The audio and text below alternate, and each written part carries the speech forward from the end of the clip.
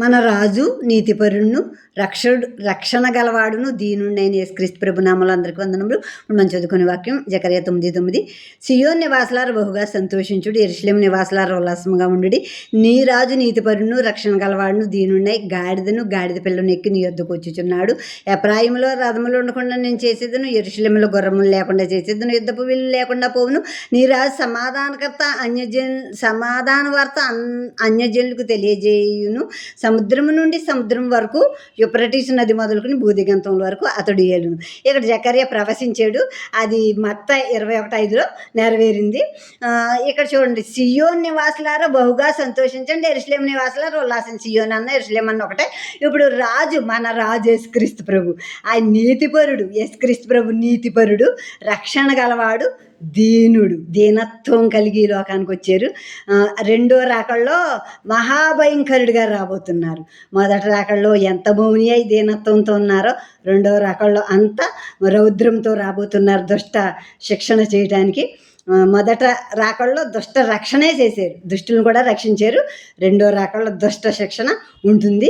ఇప్పుడు ఆయన వచ్చినప్పుడు ఇక్కడ ఉంటుంది 10వ వచనం, యూఫ్రటీసు నది మొదలుకొని లాస్ట్ లైన్, యూఫ్రటీసు నది మొదలుకొని భూదిగంతం వరకు అతడు ఏలును. యేసుక్రీస్తు ప్రభు వచ్చినప్పుడు యూఫ్రటీసు నది, మనం ఇందాక దాంట్లో చెప్పాము, యెహోషువ 24:2 వచనంలో యూఫ్రటీసు నది దగ్గరే ఆ నదులు పుట్టించారు దేవుడు.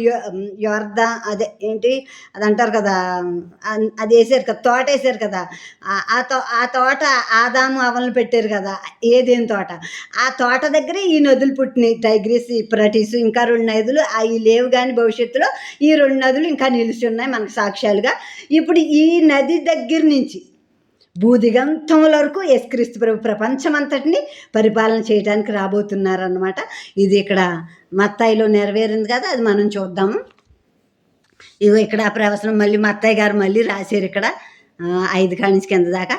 అలా అంటున్నారు, దావీదు కుమారునికి జయము, ప్రభు పేరట వచ్చేవాడు స్తుతింబడును గాక, సర్వోన్నతమైన స్థలంలో జయము. ఇప్పుడు గాడిద పిల్లను ఇప్పు తీసుకురండి అన్నారు యేసుక్రీస్తు ప్రభు. అప్పుడు ఇద్దరు శిష్యులు వెళ్ళి ఇప్పు తీసుకొచ్చారు. ఇప్పుడు ఆ గాడిద పిల్ల మీద అంతకుముందు ఎవరో ఎక్కలేదు. అంటే ఫస్ట్గా దేవునికే ఉపయోగపడింది. గాడిద అంటే బరువులు మూటలో మోస్తూ ఉంటుంది. ఇటువరకు ప్రయాణ వాహనాలు లేనప్పుడు గాడిదల మీద, ఒంటెల మీద ఇవన్నీ పెట్టి మోయిస్తూ ఉండేవారు. బరువులు మోయటానికి ఒక సాధనంగా ఉండేది గాడిది. ఈ గాడిద పిల్లల మీద ఫస్ట్గా యేసుక్రీస్తు ప్రభు ఊరేగటం జరిగిందనమాట. అప్పుడు దేవుని స్తుతిస్తూ జయమని ఆయన్ని మహా స్తుతిస్తూ సంతోషించారు జనులు.